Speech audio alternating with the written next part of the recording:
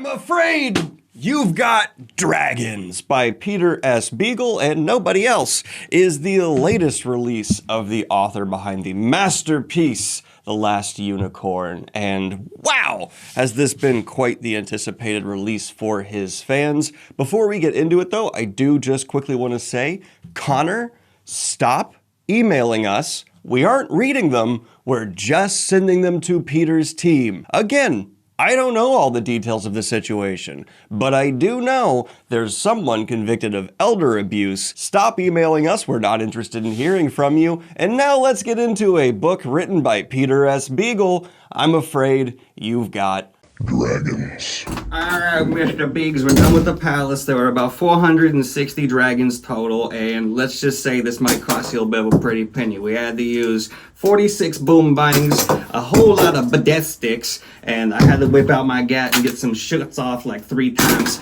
So your total here is going to be about 647 billion doubloogles, and I get to keep the dragon pelts. A cast of characters trapped within their roles of dragon hunter, princess, and more must come together to take their fates into their own hands.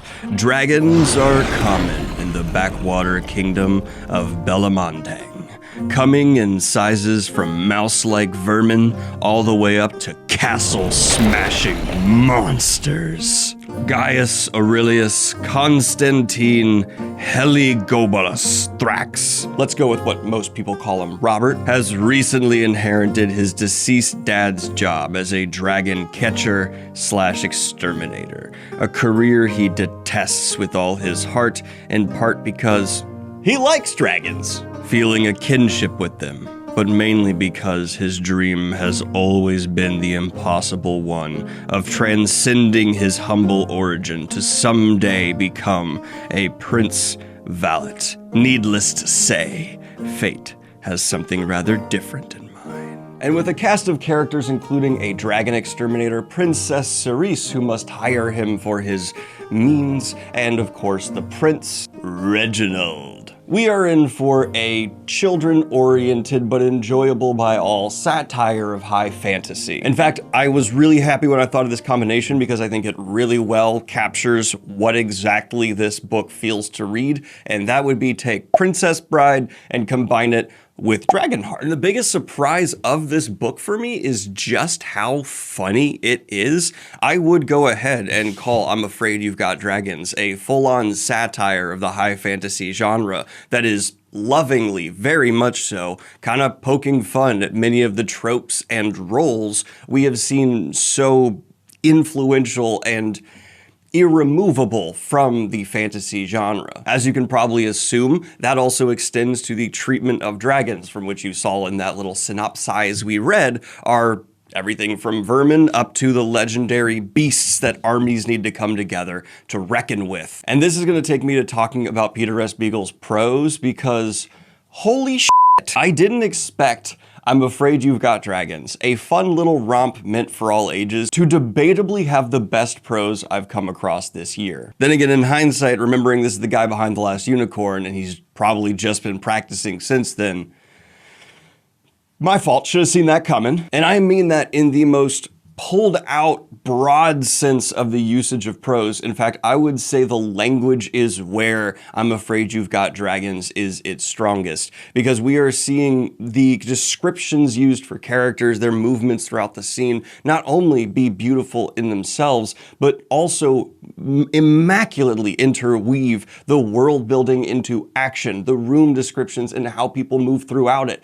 There is not really a single moment or beat in this entire story that stops in a Robert Jordan style to just paint a picture endlessly, and instead you get a really intricate understanding of the feeling of this world, the vibes of it, and the layout of everything, almost entirely just how through characters are interacting with each other. It's magical. That's, oh God, authors who are capable of that caliber of language utilization. I'm talking the likes of Patrick Rothfuss, Tolkien, the best of the best. It truly can feel like a magic in its own right within a fantasy novel. You have such a way with words. And then you tie into that Peter Beagle using all these wonderful descriptors like needles licked across the back of your neck, which, yeah, we all know what that feels like. Nah, in terms of the goose pimple thing, you know what I'm talking about? And like all of the best well-written satires, I'm Afraid You've Got Dragons still remembers that its characters need to be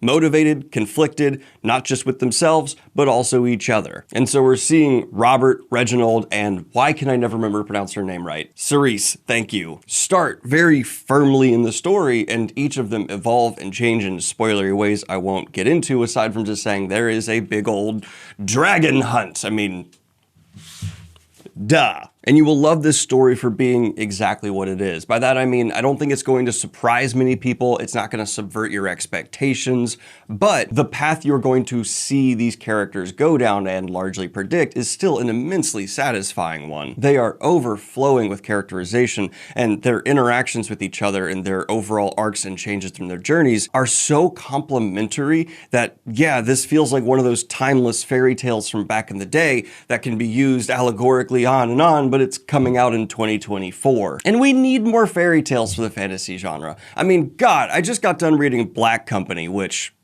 talk about totally different. Yeah, you know what? Almost exactly the same thing. If you like I'm Afraid You've Got Dragons, go check out Black Company.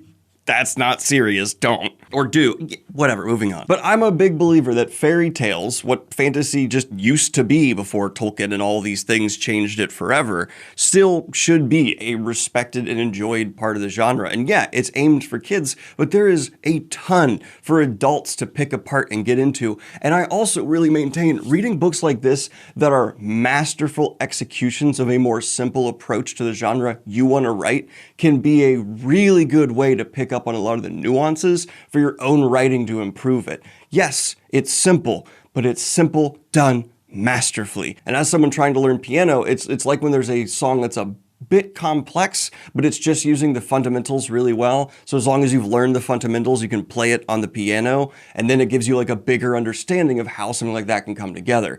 That is a really good summation of how I'm Afraid You've Got Dragons feels. In no way is it trying to reinvent the wheel, but the wheel's pretty damn useful. Now, just because I'm saying you can see like where a lot of stuff is going and it's not reinventing the wheel, doesn't mean there isn't interesting twists here and some fun reveals that if you're not an asshole like me trying to constantly pick apart a book, you probably will really enjoy. I'm Afraid You've Got Dragons is, as all great literature is, about something beyond its story. And what Peter S. Beagle seems to be commenting on a lot is our roles in society, the hands we're dealt, and how hard it can be to have a dream you want to strive for. But if you only have one life, are you really not going to strive for it? And in the great words of Brandon Sanderson, journey before destination. In my read of it, the journey to try and achieve your dreams, even if you don't end up there, can be the greatest adventure of all. And as long as you're trying to satisfy that part of you, that's a life worth living. And I don't know if this is intentional or just me being in a headspace for it,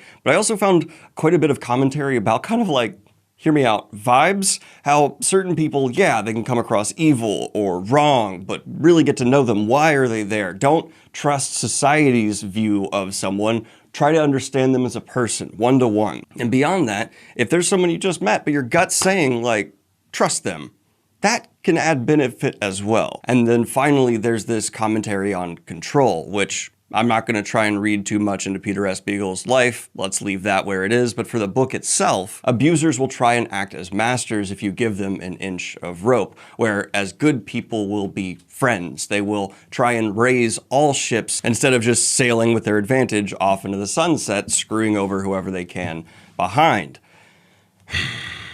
No matter how much I pull, it won't come out.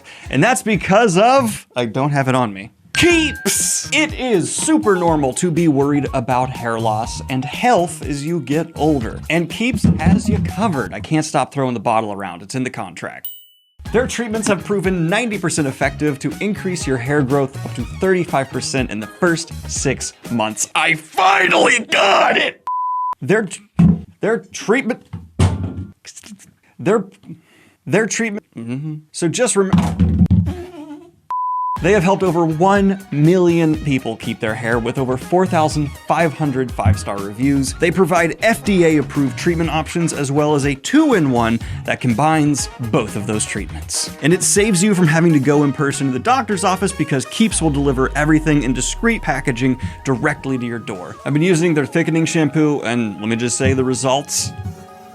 I don't know what that looked like, but they show for themselves because hair loss stops with Keeps. For a special offer to get started, go to keeps.com/Daniel Green. That's KEEPS.com/Daniel Green. Back to the video. So at the end of the day, don't look up to those on top. Look up to those who are just trying to genuinely achieve their dreams while not hurting others while doing it. Those are the people who are, yes, ambitious and wonderful, and we should respect that about them. But more importantly, we can be their friends. If you need a book that's going to make you feel warm and fuzzy and good inside, and you can get through in like a day easy, I'm Afraid You've Got Dragons is going to be a hell of a recommendation. Easy, breezy, and just amazingly consumable, well, not missing out on any of the important proteiny, nutrient stuff we look for in the books we read. Peter S. Beagle absolutely still got it. I'm giving this one a rock solid 8.5 out of 10. Didn't reinvent the wheel, didn't blow me out of the water, but it does exactly what it wants to spot on, and I always appreciate that. And if you would like to see a little bit more of my face, we have 2 ongoing charity projects you can learn about here, and Kayla and I are going to be working out to put out a bunch of bonus Patreon content in the near future, as well as letting you all vote on the next book we read, which is why I read this one. So if you want to see our movie watch-alongs we'll be doing and all that, comment, like, subscribe, and then go hit the Patreon. Yay! And then the next video you should be getting here on the channel is me watching and reviewing every Planet of the Apes movie, because someone pointed out in my fantasy news, they were like, you were kind of mean to Planet of the Apes, it didn't deserve that. And I'm like, you know what? You're right. So let's deep dive it. Have a good one, y'all. Peace. I love you and you're loved.